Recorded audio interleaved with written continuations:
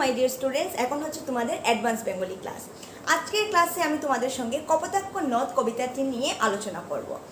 কপোতাক্ষ নদ কবিতাটির রচয়িতা হচ্ছেন মাইকেল মধুসূদন দত্ত। তাহলে আমরা প্রথমে মাইকেল মধুসূদন দত্ত সম্পর্কে সংক্ষিপ্ত আকারে জেনে নেব। মাইকেল মধুসূদন দত্ত তিনি বাংলা সাহিত্যের একজন বিশিষ্ট কবি। তিনি মধু কবি নামে পরিচিত, সেটা আপনারা কপিতে নোট করে রাখবে। তিনি কি কবি নামে পরিচিত? তিনি মধু কবি নামে পরিচিত। এই মাইকেল মধুসূদন দত্তের জন্ম হয়েছিল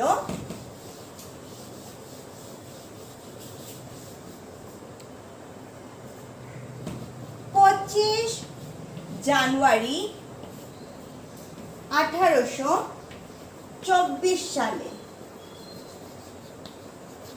কোথায় হয়েছিল সেটা ভালো করে মনে রাখবে। যশোর জেলার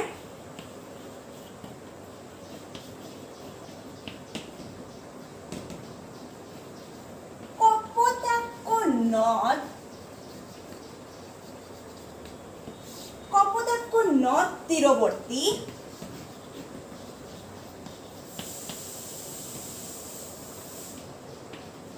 সাগরদাঁড়ি গ্রামে। এটা অনেক ইম্পর্টেন্ট, তোমরা ভালো করে কপিতে নোট করে রাখো। তার জন্ম কোথায় হয়েছিল? যশোর জেলার কপোতাক্ষ নদ তীরবর্তী সাগরদাঁড়ি গ্রামে। তাহলে আমাদের কবিতাটির নাম হচ্ছে কি? কপোতাক্ষ নদ। তাহলে এই কপোতাক্ষ নদটি কোথায় অবস্থিত? কপোতাক্ষ নদটি মাইকেল মধুসূদন দত্তের জন্মস্থানে অবস্থিত। এই মাইকেল মধুসূদন দত্তের মাতার নাম হচ্ছে জাহ্নবী দেবী এবং পিতার নাম হচ্ছে রাজনারায়ণ দত্ত।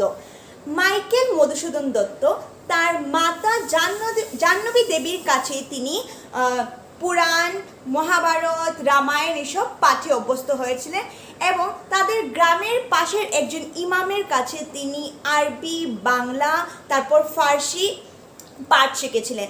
তার প্রাথমিক শিক্ষা তার মায়ের কাছে এবং ওই ইমামের কাছে শুরু হয়। তারপর মাইকেল মধুসূদন দত্ত 13 বছর বয়সে চলে যান কলকাতায়, কারণ তার বাবা রাজনারায়ণ দত্ত ছিলেন কলকাতার একজন বিশিষ্ট উকিল। তোমরা বইয়ে দেখো লেখা আছে, কিশোর বয়সে কলিকাতায় পিতার কাছে আসার পর এই সময়ের নাগরিক পরিবেশে পাশ্চাত্য ভাবধারায় নিজেকে বিলিয়ে দেন। তাহলে আমরা জানি যে রাজনারায়ণ দত্ত কলকাতার একজন বিশিষ্ট কি ছিলেন? উকিল ছিলেন।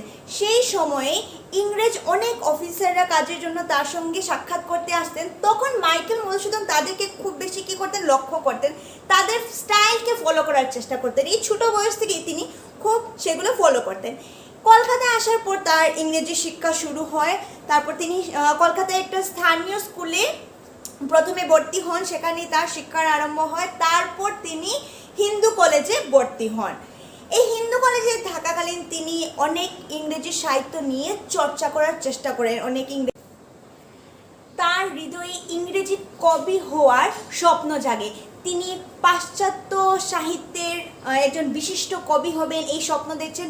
সেই সময়ের মিল্টন, বায়রন, কিটসদের মতো তিনি খ্যাতি অর্জন করতে চান। তিনি বিদেশে গিয়ে বিদেশের সাহিত্যিক রূপে তিনি সুনাম অর্জন করতে চান, ইংরেজি সাহিত্যিক রূপে তিনি সুনাম অর্জন করতে চান। তাই তিনি ভাবেন, যদি তিনি তার নিজের ধর্ম ত্যাগ করে খ্রিস্ট ধর্ম যদি গ্রহণ করে নেন, তাহলে তিনি কি হতে পারবেন? তিনি ওই পাশ্চাত্য সাহিত্য জগতের মধ্যে সমাদর বেশি পাবেন। তাই তিনি কি করলেন? তিনি তার নিজের হিন্দু ধর্ম ত্যাগ করে খ্রিস্ট ধর্ম গ্রহণ করলেন। এই খ্রিস্ট ধর্ম গ্রহণ করার পর পাদ্রী ডিরাট্রির কাছেই তিনি এই মাইকেল উপাধিটি পান। তাই মধুসূদন দত্তের নামের পূর্বে এই মাইকেল যুক্ত হয়েছে এবং আমরা তাকে মাইকেল মধুসূদন দত্ত রূপে সবাই তাকে জানি। তাহলে পাদ্রী ডিরাট্রির কাছ থেকে তিনি এই মাইকেল উপাধিটি পেয়েছিলেন। তিনি যে নিজের ধর্ম ত্যাগ করে দিলেন, তাতে তার পিতা ক্ষুব্ধ হয়ে তার নিজের একমাত্র সন্তানকে ত্যায্য পুত্র করে দিলেন। পিতা ও আত্মীয় স্বজনের কাছ থেকে পরিত্যক্ত হয়ে মাইকেল মধুসূদন দত্ত কোথায় চলে গেলেন? মাদ্রাজে চলে গেলেন। মাদ্রাজে গিয়ে তিনি কয়েকদিন অধ্যাপনা করেন। সেই মাদ্রাজে থাকাকালীন তিনি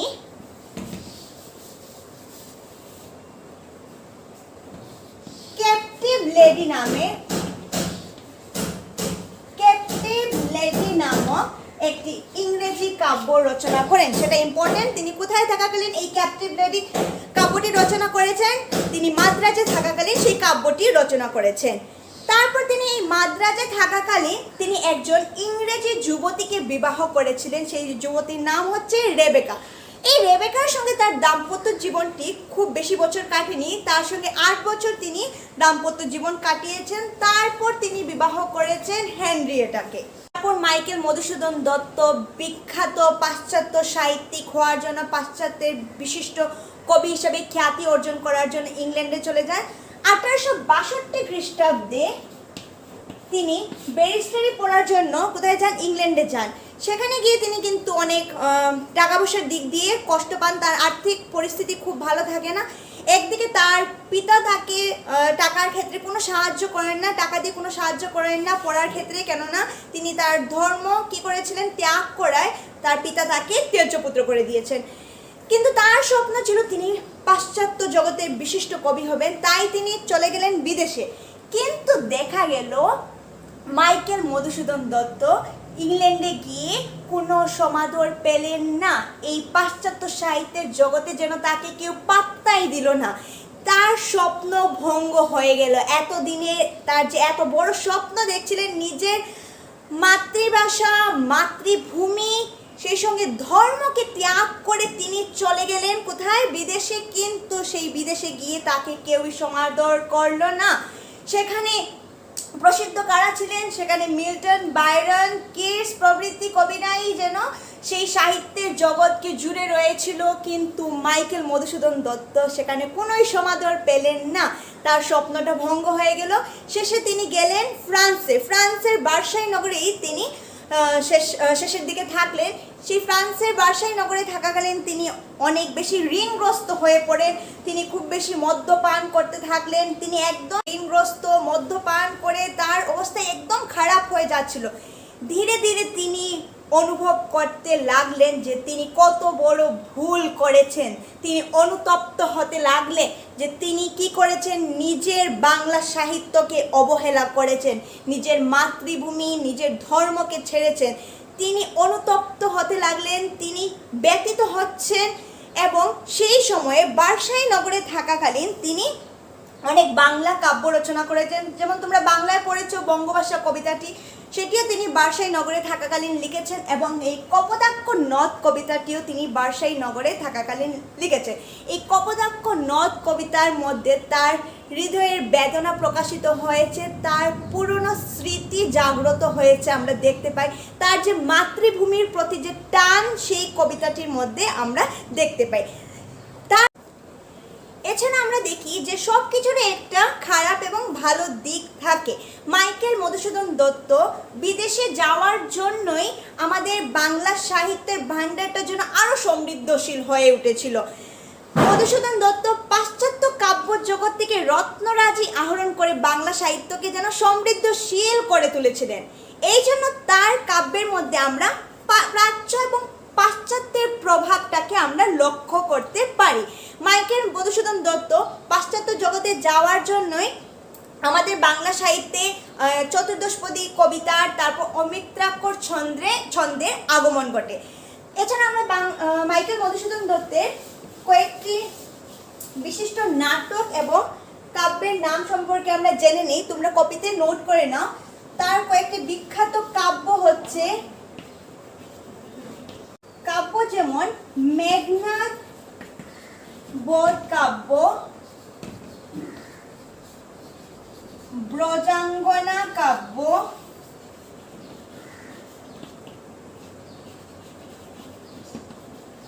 বীরাঙ্গনা কাব্য, এগুলো হচ্ছে তার বিখ্যাত কয়েকটি কাব্য। এছাড়া তোমরা কয়েকটি নাটকের নাম কপিতে নোট করো। তার প্রথম সার্থক নাটক হচ্ছে শর্মিষ্ঠা। তার প্রথম সার্থক নাটক হচ্ছে শর্মিষ্ঠা। তারপর লিখো কৃষ্ণকুমারী নাটক, পদ্মাবতী নাটক ইত্যাদি নাটক রচনা করে। এছাড়া তার বিখ্যাত দুটি প্রহসনের নাম হচ্ছে, সেটা তোমরা কপিতে নোট করো। প্রহসন, বিখ্যাত দুটি প্রহসনের নাম হচ্ছে একে কি বলে সভ্যতা এবং বুড়ো শালিকের ঘাড়ে রোগ। এগুলি হচ্ছে তার, এই দুটি হচ্ছে তার বিখ্যাত প্রহসন। এই মধুকবি মাইকেল মধুসূদন দত্তকে ফ্রান্সে থাকাকালীন ঈশ্বরচন্দ্র বিদ্যাসাগর টাকা পয়সা দিয়ে অনেক সাহায্য করেছেন এবং এই ঈশ্বরচন্দ্র বিদ্যাসাগরের জন্যই তার আইন পড়াটা সম্ভব হয়েছে এবং দেশে ফিরে আসাটা সম্ভব হয়েছে। তিনি টাকা পয়সা দিয়ে তাকে অনেক বেশি সাহায্য করেছিলেন। তাহলে আমাদের এই মধুসূদন দত্তের মৃত্যু হয়েছিল 1873 সালে। 1873 সালের 29 জুন মাইকেল মধুসূদন দত্তের মৃত্যু হয়। তাহলে এখন আমরা কবিতাটি নিয়ে আলোচনা করব। তার রচিত কোন কবিতা নিয়ে আলোচনা করব? কপোতাক্ষ নদ কবিতাটি নিয়ে। কপোতাক্ষ নদ, এই কপোতাক্ষ নদ কবিতাটি মাইকেল মধুসূদন দত্তের সনেট ধর্মী কবিতা। সনেট বা চতুর্দশপদী কবিতা। আমরা জানি যে ধরনের কবিতায় 14টি পংক্তি থাকে এবং প্রত্যেক পংক্তিতে 14টি করে অক্ষর থাকে, সেই কবিতাকে কি বলা হয়? চতুর্দশপদী কবিতা বা সনেট বলা হয়। সেটা তোমরা ফার্স্ট ইয়ারে পড়েছো। তাহলে তোমরা বই লক্ষ্য করো যে কপোতাক্ষ নদ কবিতাটির মধ্যে 14টি পংক্তি আছে এবং প্রত্যেক পংক্তিতে 14টি করে অক্ষর আছে। সেই সঙ্গে আমরা জানি যে সনেটের প্রথম 8টি চরণকে কি বলা হয়? অষ্টক বলা হয় এবং পরের 6টি পংক্তিকে কি বলা হয়? ষষ্ঠক বলা হয়। তাহলে আমরা এই কপোতাক্ষ নদের প্রথম পংক্তি সতত থেকে 8 নম্বর পংক্তি শেষ হয়েছে কোথায়? দুগ্ধ স্রোতরূপী তুমি জন্মভূমি স্তনে। এই 8টি পংক্তিকে, আমি সব পংক্তিগুলি লিখিনি, এই 8টি পংক্তিকে কি বলা হয়? অষ্টক বলা হয়। এই অষ্টকের মধ্যে কবির ভাবের প্রবর্তন হয়। কবির কিসের প্রবর্তন হয়? ভাবের। তার ভাবনার প্রবর্তন আমরা এই প্রথম 8টি পংক্তির মধ্যে দেখতে পাই এবং পরের 6টি পংক্তি কোথা থেকে শুরু হয়? আর কি হবে দেখা যত দিন যাবে থেকে শেষ পংক্তি লইছে যে তব নাম বঙ্গের সঙ্গীতে। এই 6টি পংক্তিকে কোথা থেকে? আর কি হবে দেখা, আর কি হবে দেখা থেকে বঙ্গের সঙ্গীতে। এই 6টি পংক্তিকে, প্রত্যেকটি পংক্তি লিখে নিয়ে just first word and last ওয়ার্ডটি লিখেছি। এই 6টি পংক্তিকে কি বলা হয়? ষষ্ঠক বলা হয়। কি বলা হয়? ষষ্ঠক। এই ষষ্ঠকের মধ্যে কবির ভাবের পরিণতি হয়। ভাবের পরিণতি আমরা দেখতে পাই।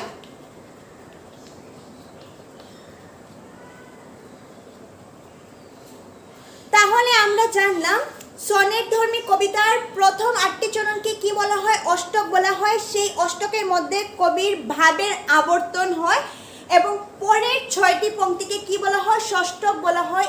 এই ষষ্ঠকের মধ্যে কবির ভাবের পরিণতি দেখতে পাই। তাহলে চলো কবিতাটি নিয়ে আলোচনা শুরু করি। কপোতাক্ষ নদ কবিতাটির কবি লিখেছিলেন তার বার্সাই নগরে থাকাকালীন তিনি এই কবিতাটি লিখেছেন। দেখো কবিতাটি শুরু হয়েছে, দেখো, সতত হে নদ তুমি পড়ো মোর মনে, সতত তোমার কথা ভাবি এই বিরলে। সতত,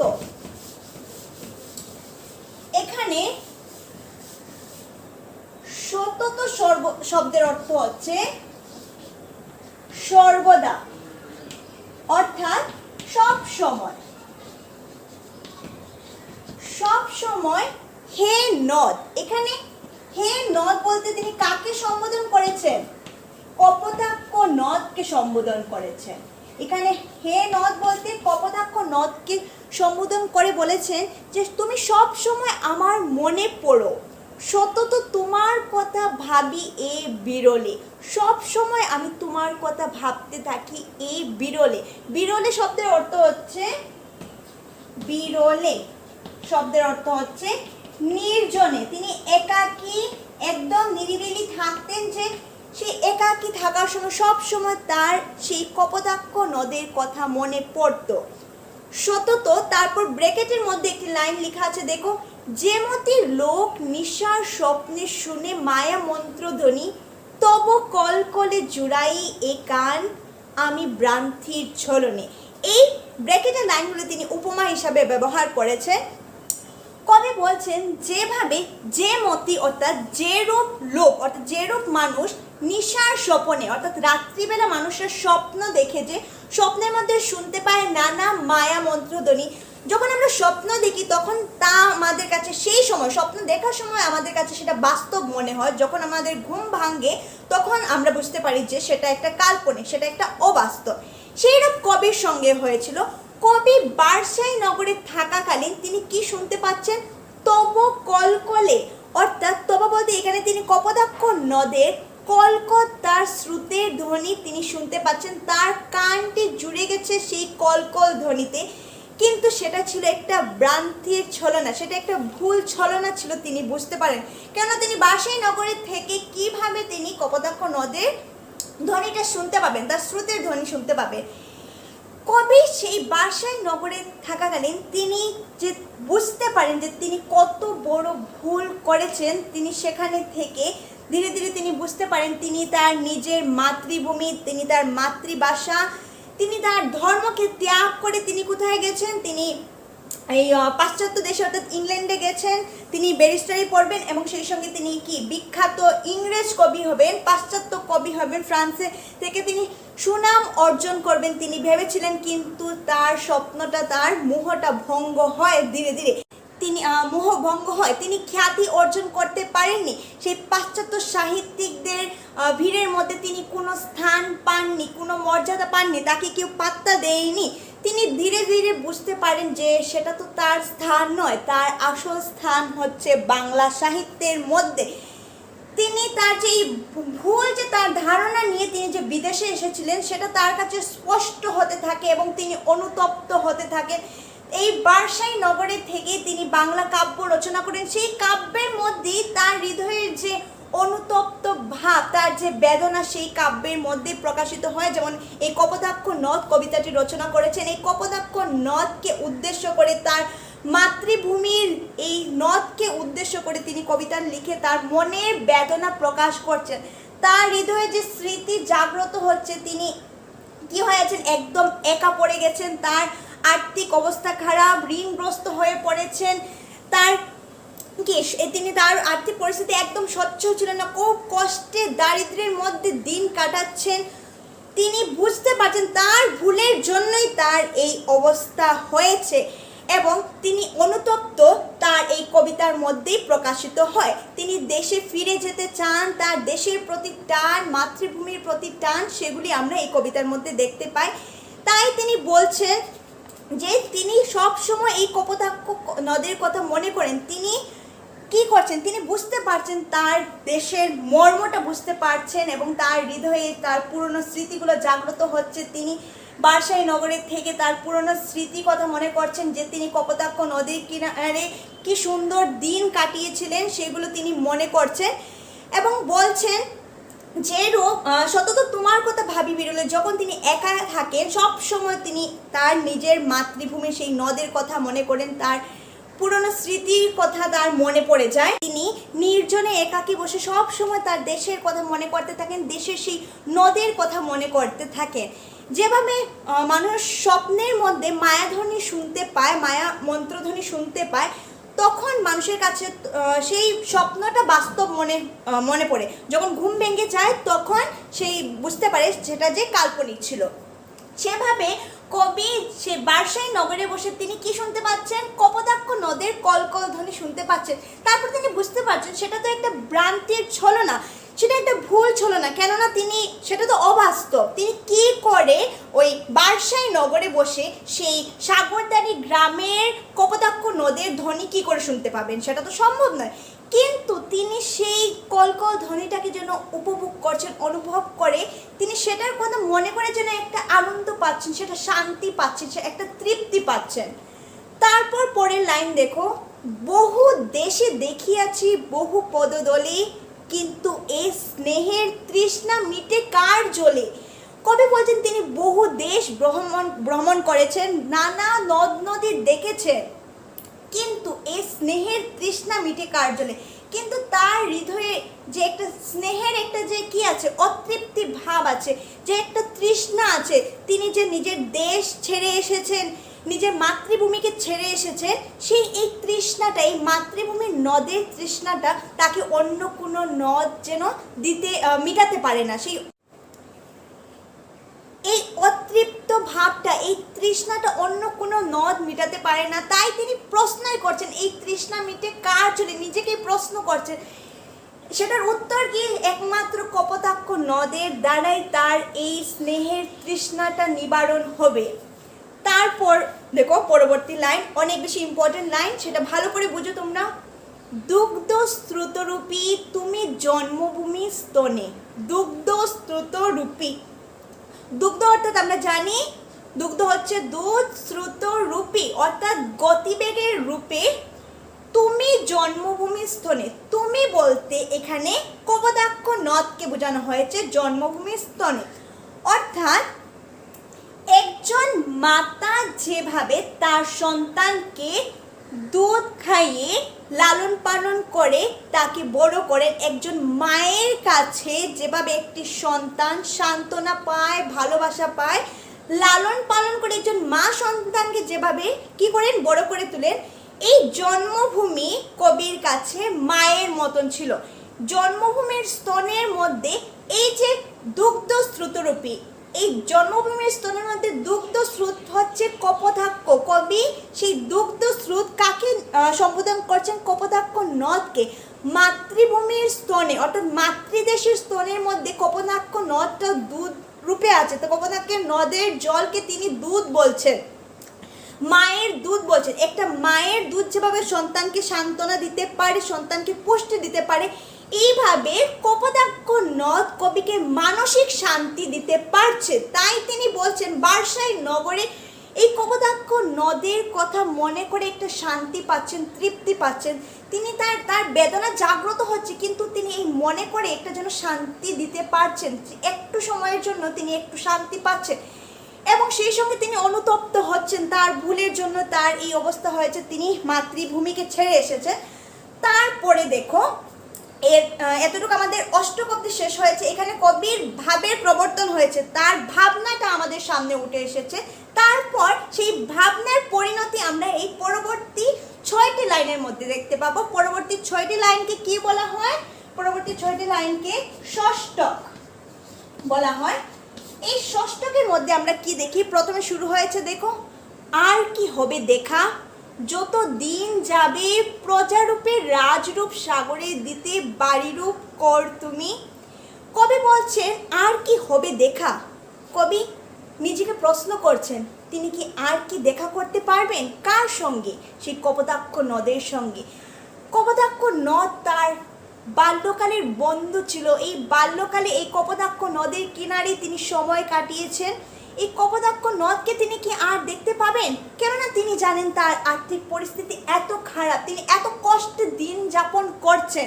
এই জন্য তিনি নিজেও জানেন না যে তিনি কি আবার দেশে ফিরে যেতে পারবেন। যত দিন যাবে, কত দিন যাবে এইরকম করে। তারপর বলছে প্রজারূপে রাজরূপ সাগর দিতে বাড়িরূপ কর তুমি। এইখানে কবি প্রজারূপ বলতে প্রজারূপের অর্থ এখানে তিনি কপোতাক্ষ নদকে বুঝিয়েছে।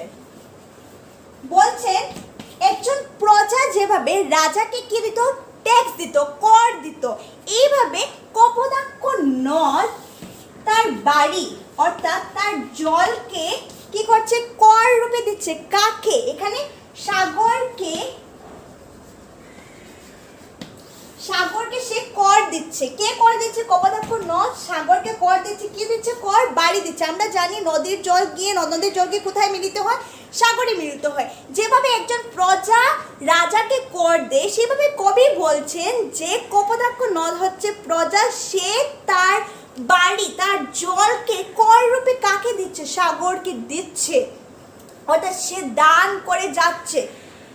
এই কপোতাক্ষ নদকে তিনি বলছেন, এই মিনতি গাবে তুমি কি আমার একটা অনুরোধ রাখবে? তিনি কপোতাক্ষ নদকে উদ্দেশ্য করে বলছেন, তুমি কি আমার একটা অনুরোধ রাখবে? কি অনুরোধ?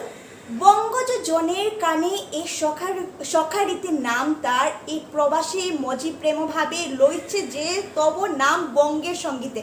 তুমি আমার একটা অনুরোধ গিয়ে আমার একটা মিনতি রাখবে, তুমি বঙ্গজ জনের কাছে, বঙ্গজ জনের অর্থাৎ বাংলাদেশের মানুষের কাছে তুমি কি জানিয়ে দেবে? কবি সেই এখানে কি বলেছেন, একটা পংক্তি দেখো, সখে সখারিতে। সখে বলতে এখানে সখা, বন্ধু বোঝানো হয়েছে। এখানে কবির বন্ধু কে ছিল? কপোতাক্ষ নদ। কপোতাক্ষ নদকে তিনি সখা বলে সম্বোধন করেছেন। কি বলে সম্বোধন? অর্থাৎ কবি কপোতাক্ষ নদকে সখা বলছেন, বন্ধু বলছেন, একজন বন্ধুর কাছে মিনতি করছেন, বলছেন সখারিতে, অর্থাৎ বন্ধুত্বের খাতিরে তুমি আমার একটা আবেদন রাখবে, একটা মিনতি রাখবে। দেখবে আমরা একজন প্রিয় বন্ধু বা বান্ধবীর কাছে আমরা আমাদের মনের বেদনাকে প্রকাশ করতে পারি। এইভাবে কবি কপোতাক্ষ নদের কাছে একটা মিনতি রাখছেন, বলছেন বঙ্গজ জনের কানে শোকে সখারিতে নাম তার, ওই বঙ্গের মানুষের কাছে, বঙ্গদেশের মানুষের কাছে যেন তার নামটাকে পৌঁছিয়ে দেয় এবং জানায় যে এই প্রবাসী মজি প্রেমভাবে লইছে যে তব নাম বঙ্গের সঙ্গীতে। এই প্রবাসী থেকে অর্থাৎ ফ্রান্সে, বিদেশে থেকে তিনি তার মাতৃভূমির কথা মনে করছেন, প্রতিনিয়ত তিনি তার মাতৃভূমির কথা মনে করছেন, তিনি তার নিজের দেশের প্রতি যে তার টান তিনি তা অনুভব করছেন, তিনি তার হৃদয়ে তার অনুতপ্ত ভাব আছে, তিনি গিল্ট ফিল করছেন, তিনি যে ভুল করেছেন সেটার বেদনা তার হৃদয়ে আছে, তিনি যে ভুল করেছেন তিনি তা স্বীকার করছেন, তার হৃদয়ে তার দেশের প্রতি মোহ, দেশের প্রতি টান সেটা আছে, তিনি দেশের প্রেমে মত্ত হয়ে আছেন, মজি প্রেমে অর্থাৎ মগ্ন হয়ে আছেন দেশের প্রেমে। এবং তিনি এই দেখো কি লিখেছেন, মজি প্রেমভাবে লইছে যে তব নাম বঙ্গের সঙ্গীতে, অর্থাৎ বঙ্গের নাম, কপোতাক্ষ নদের নাম নিচ্ছেন বঙ্গের সঙ্গীতে। তিনি সঙ্গীত, সাহিত্য, কাব্য রচনা করে সেই দেশের প্রতি যে তার মোহ, তার ভালোবাসাকে প্রকাশ করছেন, সেটা যে যেন কপোতাক্ষ নদ তার বন্ধু সেই বাংলাদেশের মানুষকে, তার সবাইকে যেন জানিয়ে দেয়। অর্থাৎ এই চতুর্দশপদী কবিতার মধ্যে কবির হৃদয়ের বেদনা প্রকাশিত হয়েছে, তার হৃদয়ে যে তার দেশের প্রতি, তার কপোতাক্ষ নদের প্রতি, তার দেশের প্রতি যে টান ছিল সেটা তিনি প্রকাশ করেছেন। অর্থাৎ এই ষষ্ঠ পংক্তির মধ্যে তার এই ভাবনার পরিণতি আমরা দেখতে পাই। তাহলে আমাদের এই 14টি পংক্তির রচিত এই কপোতাক্ষ নদ কবিতাটির মধ্যে কবিতার হৃদয়ে বেদনাকে প্রকাশ করেছেন, তিনি তার হৃদয়ের মধ্যে যে অনুতপ্ত ভাব ছিল সেটাকে প্রকাশ করেছেন, তার যে ভুল ছিল সেটা আমরা দেখতে পাই তিনি কবিতার মাধ্যমে প্রকাশ করার চেষ্টা করেছেন। তিনি তার মনে এই ভাবনা ছিল যে তিনি কি আর যেতে পারবেন দেশে, তার যে অবস্থা ছিল তিনি অনেক কষ্টের মধ্যে দিন কাটাচ্ছিলেন, তিনি ভাবতে পারেননি যে তিনি যেতে পারবেন কি না, তাই তিনি কবিতা লিখে তার মনের বেদনাকে প্রকাশ করার চেষ্টা করছেন, কবিতার মাধ্যমে যেন একটু শান্তি খোঁজার চেষ্টা করছিলেন। তিনি অশান্ত হয়ে পড়েছিলেন তার নিজের ভুলের জন্য।